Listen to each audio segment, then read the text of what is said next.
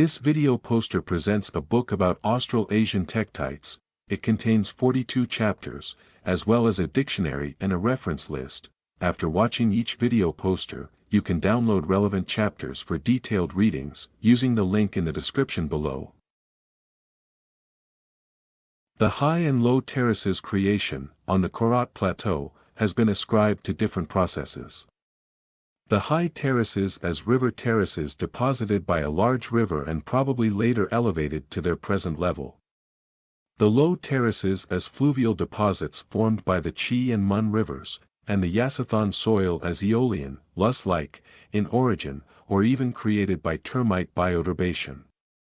None of these theories, for the formation of the quaternary sediments, are likely. The high terraces are only on the left side of the Chi River and only on the right side of the Mun River, on their mountain sides. The actual height of the high terraces would require a really large river to form, and no large river bed is reported from these areas.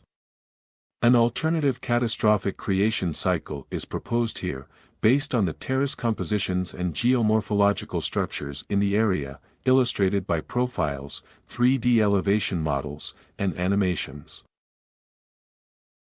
River beds are short, and cross-sections of the river valleys very wide, with headwaters on small plateaus. The river beds, and banks, are U-shaped, in a complex combined pattern. These valleys are similar to chaotic labyrinth channels known as the channeled scablands in the USA.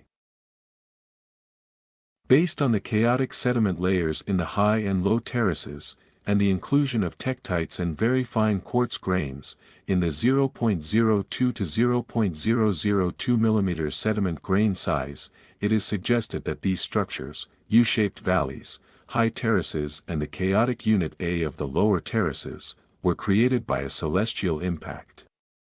This caused major landslides, with following gravel and debris flow, driven by the excessive downpour, and later provided a constant supply of ejecta grains, Yasothon soil, including fine-grained quartz, settling vertically down through the water.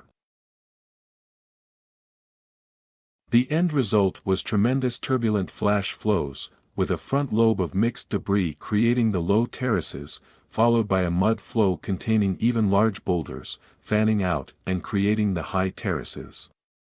Possibly the impact created a phreatic volcanic eruption, and the 0.92 million years old flood basalt was formed. The impact site may be beneath these basalt areas.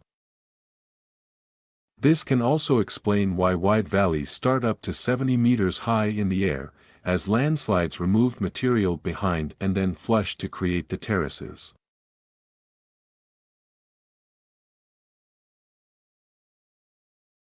Cross-sections of flash flow valleys. Dark lines show present river valleys. Light blue lines show potential flash flow levels 10 to 60 meters high, enough to cover the outer edges of flow basalt by sand and gravel. Locations of sand and gravel quarries, high above present river valleys, on top of the basalt, indicate the basalt flow took place before the flash flows. The brown layer shows the top of the basalts. The end result was the creation of low and high terraces, by flash flooding, partly covering the flow basalt and creating new ways for the tributaries to the Mun and Chi rivers. The hilly landscape behind was depleted in sediments, leaving sharp peaks and large flash flood reservoirs, today used as irrigation reservoirs.